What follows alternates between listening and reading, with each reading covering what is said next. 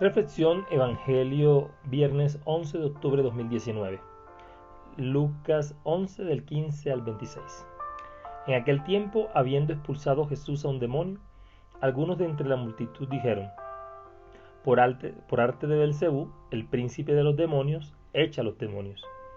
Otros, para ponerlo a prueba, le pedían un signo del cielo. Él, conociendo sus pensamientos, les dijo: todo reino dividido contra sí mismo va a la ruina y cae casa sobre casa. Si pues también Satanás se ha dividido contra sí mismo, ¿cómo se mantendrá su reino? Pues ustedes dicen que yo he hecho los demonios con el poder de Belcebú. Diría alguien: atrevidos, realmente, muy atrevidos, al decir estas cosas de Jesús. Jesús tenía la potestad, el poder, la autoridad para expulsar a los demonios. Una de las misiones que Jesús viene a cumplir a la tierra es vencer el mal. Toda manifestación del mal en el nombre de Jesús debe ser vencida. Y obviamente el mismo Señor se encarga de enfrentar en ese momento esos demonios que no le permiten a la persona ser libre. Pero como no faltan estos que entre la multitud van a decir que Jesús expulsa a los demonios por arte de Belcebú.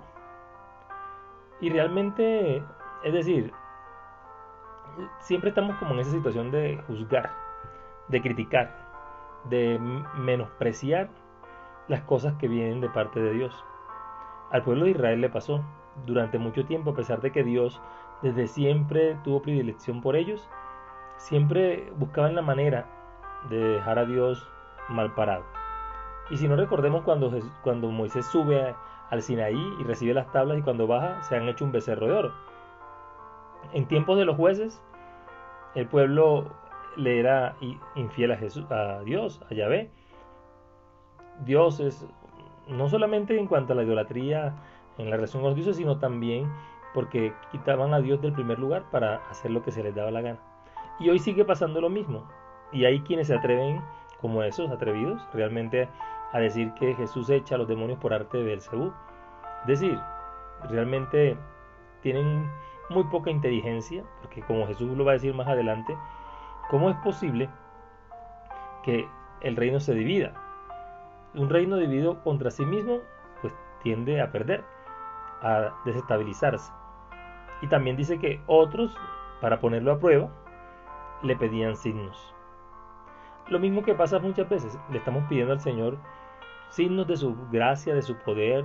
Si tú eres el Hijo de Dios, como también le decía Satanás, el diablo, cuando lo llevó cuando estaba en el desierto y lo tentó, pues siempre vamos a ser tentados como Jesús. Y Él nos muestra que el camino es simplemente seguir avanzando, y de una u otra manera, por su propio peso, la gente va entendiendo lo que es más importante, lo que realmente es importante. Dice que Él, conociendo sus pensamientos, les dice: todo reino dividido contra sí mismo va a la ruina y cae casa sobre casa. Lo mismo pasa si el reino de Satanás, pues obviamente, ¿cómo Satanás va a expulsar a los demonios? Y todo lo contrario.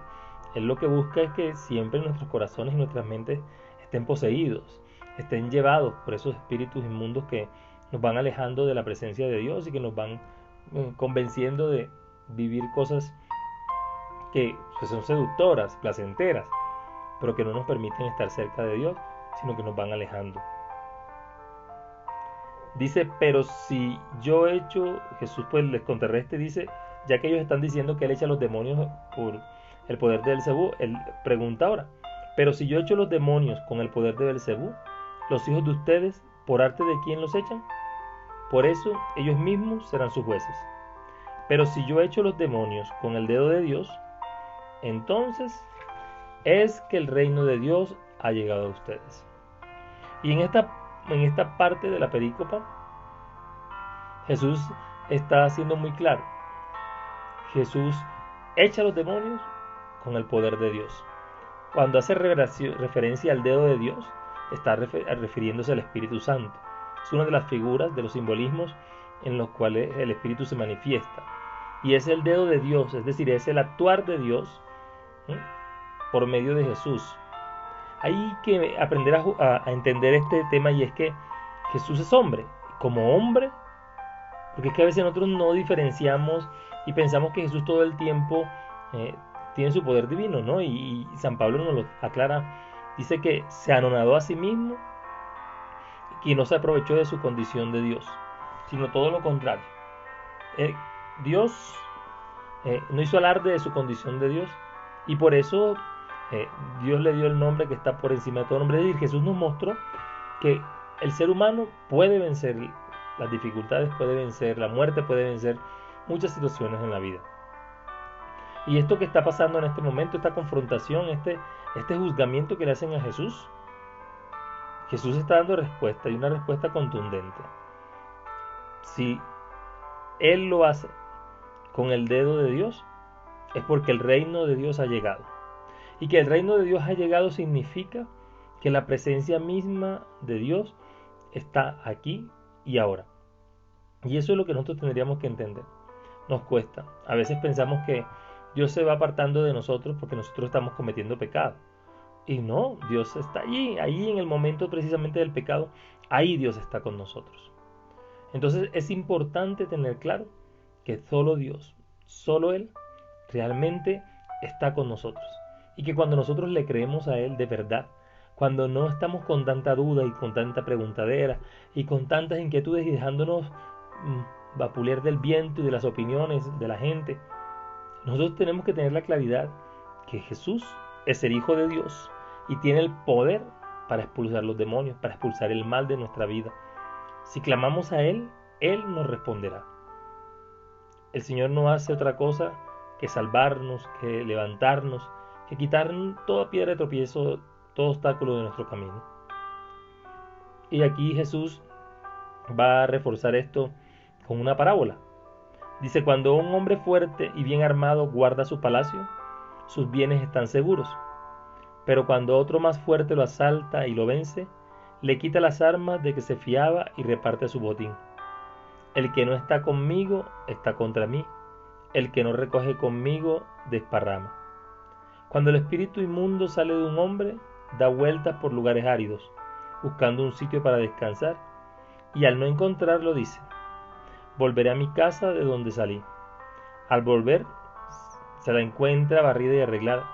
Entonces va y toma otros 7 espíritus peores que él y se mete a vivir allí. Y al final de aquel hombre resulta peor que al principio. Y esto nos explica un poco algunas situaciones que acontecen en las realidades espirituales. Entonces Jesús está hablando de ese hombre fuerte y bien armado que guarda su palacio y que se fía de las armas que tiene. Pero un cristiano, un creyente, no se fía de las armas, se fía de su confianza en Jesús, de su confianza en Dios, de la fuerza y el poder que el Espíritu Santo le ha conferido por el bautismo. Y eso es lo que hay que hacer. Entonces, no nos amarremos ni nos agarremos de las cosas materiales para tratar de defendernos. Nuestra defensa es Jesús, nuestra defensa es Dios, nuestra defensa es el Espíritu Santo. Y aquí esto que dice: el que está conmigo, el que no está conmigo está contra mí, y el que no recoge conmigo desparrama. Es decir, quien no camina por las sendas de Jesús, pues tiene que asumir las consecuencias también. Esos que se atrevieron a decir que Jesús sacaba los demonios por el poder de Beelzebú, bueno, allá ellos y su conciencia. Y así también todos aquellos que cuestionan a Jesús, que hablan mal de Jesús. Y finalmente nos da la explicación de Jesús de lo que pasa cuando un espíritu inmundo sale de una persona, y dice que va y luego intenta regresar. Y si esa persona no está preparada, si esa persona no está fortalecida en la oración, pues vuelve con 7 espíritus peores que él. Y recordemos que el 7 es plenitud, es decir, la plenitud de los espíritus inmundos del mal que vienen a destruir la vida. Pidámosle al Señor Jesús que nosotros podamos realmente no dudar de su presencia, no cuestionar su obrar, y permitirle a Dios que Él haga su obra en nosotros, que arranque de nosotros todo lo que no le agrada, todo lo que no es bueno y todo lo que no nos hace felices. Pidámosle al Señor Jesús que nos fortalezca en la oración. A través de Lucas nos ha venido Lucas insistiendo en la oración, en la oración, en la oración, y no solo en la oración, sino en la fuerza de la oración y en la constancia en la oración. Es la única forma, es la única herramienta y el único recurso que tenemos para poder realmente conocer a Dios, pero también enfrentar las dificultades. Todo aquello que el enemigo ha puesto como obstáculo se derriba en la oración. Todo lo que no se construye en oración no tiene futuro. Eso lo sabemos, pero a veces pues nos cuesta reconocerlo. Bendiciones en Jesús y María. Soy Javier Castañeda, seminarista audista de la provincia Minuto de Dios.